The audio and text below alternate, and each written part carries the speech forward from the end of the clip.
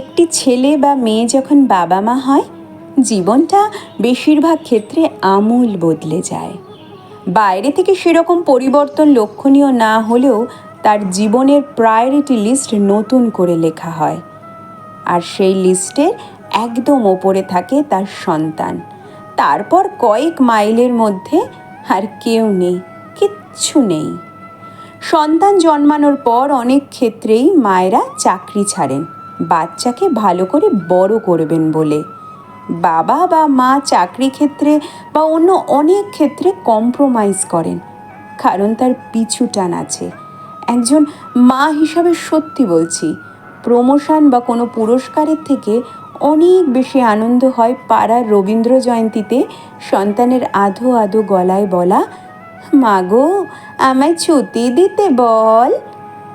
ওইটুকু বলানোর পিছনে যে কতটা পরিশ্রম আছে সেটা একজন মা বা বাবাই বোঝেন।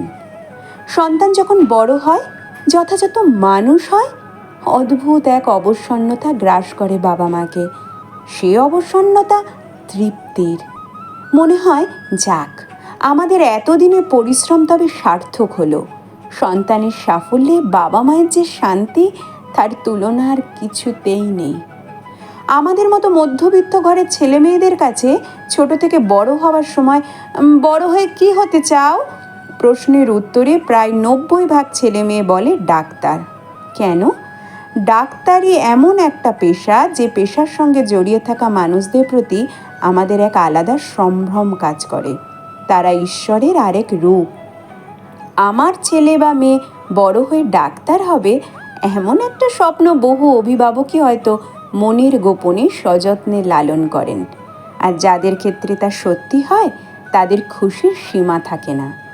কিন্তু কলকাতার প্রাণকেন্দ্রে অবস্থিত এক নামী হাসপাতালে যখন একজন সুস্থ সবল ডাক্তারি ছাত্রী নাইট ডিউটিতে 2 ঘন্টার জন্য বিশ্রাম নিতে গিয়ে হঠাৎ নেই হয়ে যায়, যখন ফুটফুটে মেয়েটার শরীরটা ছিঁড়ে খুঁড়ে খায় কোনো পশু, আর তারপর গোটা 2 দিন কেটে গেলেও অপরাধীদের বিচার হয় না, শুধু মেয়েটার লাশটা ময়না তদন্তের পর পঞ্চভূতে বিলীন হয়ে যায়, তখন মনের ওপর দিয়ে ঠিক কেমন ঝড় যায় সেই বাবা মায়ের, আমরা বুঝব না। ঈশ্বর যেন এমন দিন কারোর জীবনে আর না দেন। শুধু একজন মা হিসাবে এইটুকু বলবো, যত তাড়াতাড়ি সম্ভব এর বিচার হোক, অপরাধীরা চরমতম শাস্তি পাক।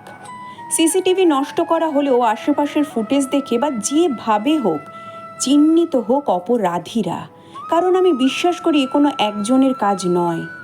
কিভাবে হবে সেটা আমি জানি না, কিন্তু প্লিজ জান লড়িয়ে দিয়ে তাকে খুঁজে আনা হোক যত তাড়াতাড়ি সম্ভব। আর শাস্তিটা যেন এতটাই দৃষ্টান্তমূলক হয় যাতে ভবিষ্যতে কেউ এমন লালসা মনে ঠাঁই দেওয়ার আগে শিউরে ওঠে।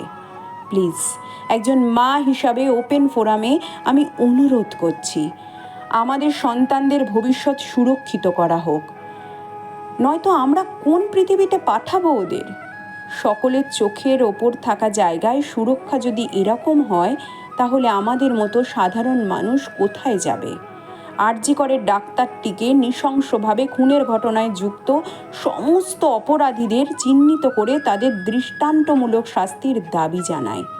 সামাজিক মাধ্যম তো অনেক কিছুই পারে, হারানো বন্ধু খুঁজে দিতে পারে, আর আমাদের মতো অসহায় বাবা মায়েদের এই আর্জিটুকু যথাযথ জায়গায় পৌঁছে দিতে পারবে না? আমি সকল মানুষকে বলছি, এই ঘটনার বিরুদ্ধে প্রতিবাদ করুন, যাতে এই ফুটফুটে মেয়েটা সুবিচার পায়।